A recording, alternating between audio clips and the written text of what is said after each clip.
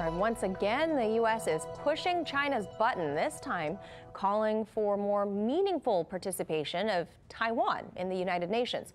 Officially, Washington recognizes Taiwan as part of China, although recently it has been using the island's separatist ambitions as a tool to antagonize Beijing. RT's Alex Mihailovich has that story. The status of Taiwan is a topic that some say was resolved decades ago.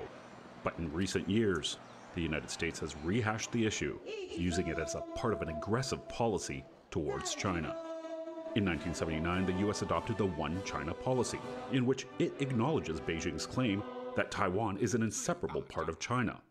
Around the same time, the U.S. Congress passed the Taiwan Relations Act, which obliges the U.S. to supply weapons to the island for self-defense purposes. However, many would say the One China policy was maintained as the pillar of Sino-American relations. Although America's inconsistent stance on Taiwan has been an irritant to Beijing over the decades, recently it has changed to something more alarming. Under the Trump administration, the U.S. unapologetically increased ties with Taiwan, boosting weapons sales and independent trade, as well as increasing diplomatic ties with the government in Taipei.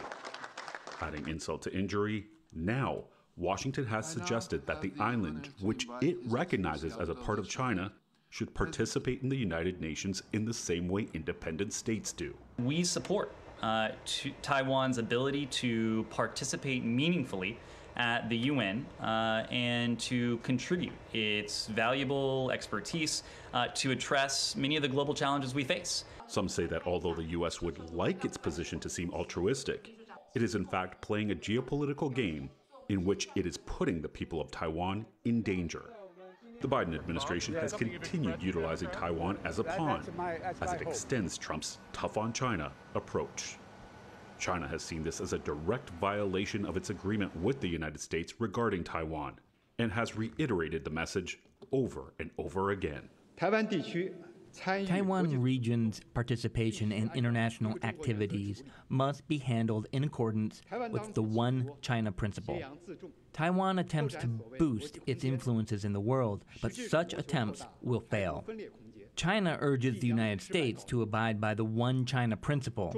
3 Sino-U.S. Joint Communique, International General Assembly Resolution 2758, stop official interaction with Taiwan. Stop making irresponsible remarks, refrain from sending the wrong signal to Taiwan independent forces in any form, and supporting Taiwan authorities in expanding its space, and avoid doing anything that would undermine peace and stability across the Taiwan Strait.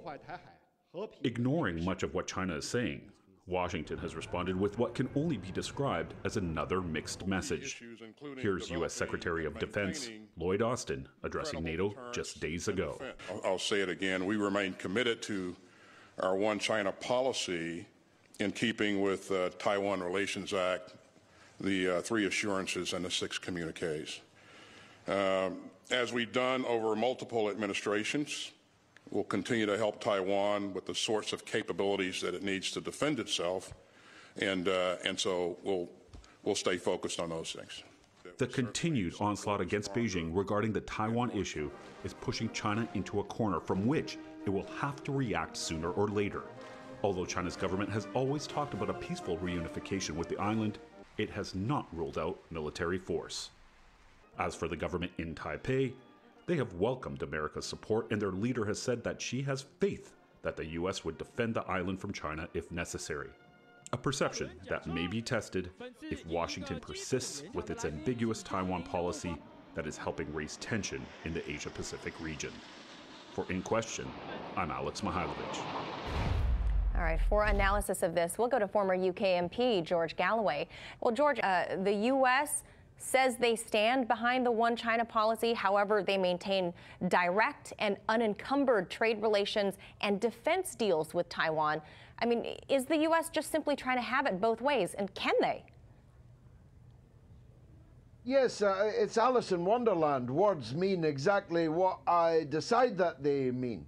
It's like me saying I recognize the one United States whilst arming and boosting California separatism or San Diego separatism. That would be more comparable. It's like me sending cruise missiles to San Diego whilst maintaining that I accept that the United States is one country. And if you look at it through the other fellow's glasses, then you will see exactly how absurd this all sounds. Now, from China's point of view, they don't know how far this is going to go. We now know there are American military forces on Taiwan.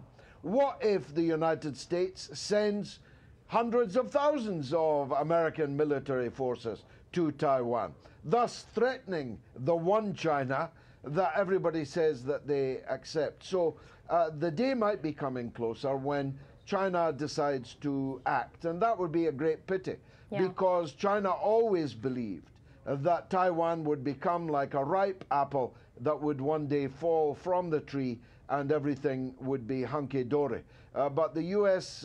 Zigzag from the Trump era, continued now by the oh-so-liberal Joe Biden and Antony Blinken, is making that very much more questionable. And lastly, George, on the part of Taiwan, they seem awful certain that the U.S. would back them against aggression from the mainland. Is this simply hubris, or are they receiving some sort of back channel, behind-the-scenes assurances from the U.S. that, I think for many people, they might think that Taiwan is being used as a pawn? Well, they should consult the former leader of Afghanistan. I've already forgotten his name, Ashraf Ghani.